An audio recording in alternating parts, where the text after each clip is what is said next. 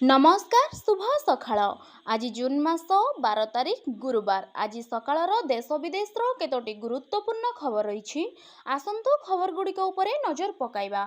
Number 1 रे रही प्रबल वर्षिब भिजुछि ओडिशा। जून 18 जाए प्रबल वर्षिब बिजुली घड़घड़ी सह तुहाकु तुहा वर्षारे भिजुछि सारा ओडिशा। जून 18 तारिख जाए राज्य में प्रबल वर्षा हेबार संभावना रही। एने विभिन्न जिला को येलो वार्निंग जारी करिछि भुवनेश्वर स्थित आंचलिक पाणीपाग केन्द्र। जून 11 रु 14 तारिख पर्यंत सारा राज्य में बिजुली घड़घड़ी सह प्रबल वर्षा हेबा नै येलो वार्निंग जारी करा जायछि। सेहिपरि जून 14 रु 15 तारिख मध्यरे मयूरभंज, कंधमाल, गजपति, रायगड़ा, कोरापुट, मालकानगिरी, नवरंगपुर, कलाहांडी और नुआपड़ा जिला को प्रबल वर्षा पाई येलो वार्निंग जारी होइछि। जून 15 रु 16 तारिख मध्यरे मयूरभंज, केन्दुझर, नुआपड़ा, कलाहांडी, कोरापुट, मालकानगिरी और नवरंगपुर जिला को प्रबल वर्षा पाई येलो वार्निंग जारी करिछि पाणीपाग केन्द्र। नंबर 2 रे रही पुरी रे गड़िला मुंड। स्नान पूर्णिमा रे वरिष्ठ सेवायतंकु हत्या। घर भितरे मारी दांड दुआरे फिंगिदेले मृतदेह। पुरी स्नान पूर्णिमार वरिष्ठ सेवायतंकु हत्या। पुरी गुड़िया साही रे घटिछि एभली हत्याकांड। मृतक हेउछंती महासुआर साहीर जगन्नाथ दीक्षित। खबर पाई घटनास्थल रे टाउन थाना पुलिस घटनास्थल रे पहुंची तदंत आरंभ करिबा सह मृतदेह उद्धार करी शव व्यवच्छेद पाई पठाइछि। सूचनायोग्य जे स्नान पूर्णिमा अवसर रे महाप्रभुंक पहंडी सेवा करी वरिष्ठ सेवायत जगन्नाथ दीक्षित फेरीथिले। गुड़िया साहीर नारायण पाटजोशी को जगन्नाथ टंका देइथिबारु टंका नेबा पाई आसीथिले। तेबे टंका देबा बदलरे घर भितरे तांकु अति निर्मम भावरे नारायण हत्या करी फेरार होई जाइथिबा मृतकंक पुतुरा अभियोग करिथिले। नंबर 3 रे रही रेल यात्री पाई बड़ आश्वस्ति। एबे 4 घंटा नुहे 24 घंटा पूर्वरु मिलिबो सीट कन्फर्मेशन अपडेट। नुआ दिल्ली रेलवे यात्री मानंक पाई खुशी खबर। एबे आ 4 घंटा नुह यात्री मानंकु यात्रा आरंभर 24 घंटा पूर्वरु सीट कन्फर्मेशन अपडेट मिलिजिबो। रेलवे एभली एक योजना उपरे कार्य करुछि जेउंथरे भारतीय रेलवे ट्रेन गस्त हेबार 24 घंटा पूर्वरु कन्फर्मेशन जारी करिबो। वर्तमान वेटिंग टिकेट रो यात्री माने खास करी दूर दूरांतर रो ट्रेन सेट कन्फर्म पाई अपेक्षा करिथिबा जोगु अनेक समस्यार सामना करिबाको पडुथिला। 24 घंटा पूर्वरु सीट कन्फर्मेशन अपडेट मिलिबा परे सेमानंको बड़ आश्वस्ति मिलिबो।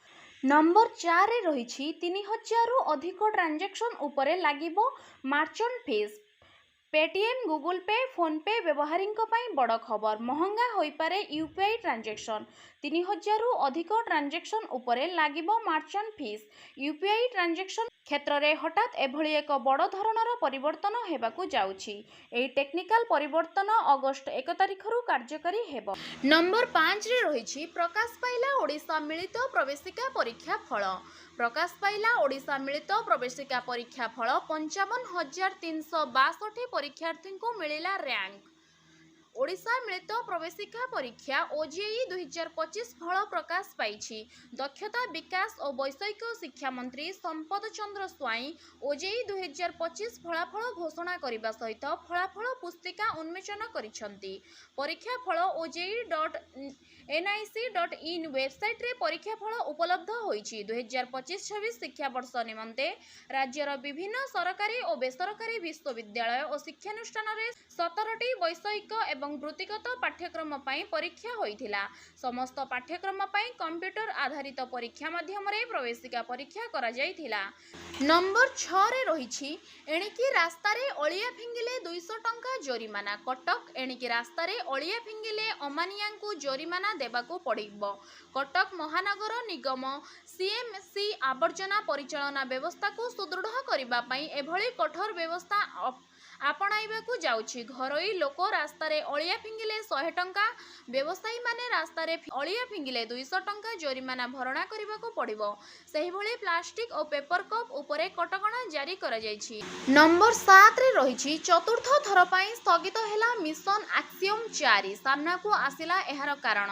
आज मध्य चतुर्थ थर पाई स्थगित हेला मिशन एक्सियम 4। आज लॉन्च हेबार थिला किंतु रॉकेट रे लिकेज ऑक्सीजन थिबारु एहाकु स्थगित रखा जाइछि। इसरो एक्स एही संपर्क रे सूचना देइछि। रॉकेट जांच प्रक्रिया समय रे एपरि किछि समस्या सामना को आसीछि। एहा छडा जे पर्यंत पाणीपाग रे सुधार न आसीछि से पर्यंत एही मिशन लॉन्च करिवार अनुमति दिया जिवो नाही। से पर्यंत नुआ तारीख घोषणा करा जिवो नाही। एही मिशन ने अंतर्जातिक महाकाश केंद्र को जिवे भारतीय वायुसेनार group captain Shubhanshu Shukla, America Kennedy space centre रु लॉन्च हेबो आक्सियम 4 मिशन। नंबर 8 रे रहिछि संसदीय प्रतिनिधि मंडली को भेटिले मोदी समस्तंको सह कले डिनर। नुआ दिल्ली ऑपरेशन सिंदूर एवं आतंकवाद विरुद्ध रे भारतर आभिमुख्य नहीं विदेश को जणाई फेरी आसीथिबा सर्वदलीय संसदीय प्रतिनिधि मंडलीर सदस्य माननकु मंगलवार प्रधानमंत्री नरेंद्र मोदी निज बासभवन रे साक्षात करिसंती।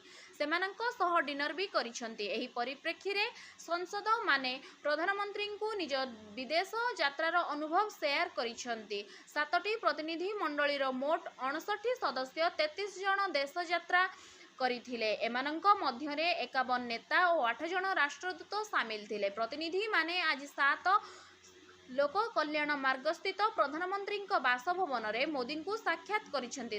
ଆଜି ପାଇଁ ଖବର ଏତିକି। ନମସ୍କାର, ଜୟ ଜଗନ୍ନାଥ।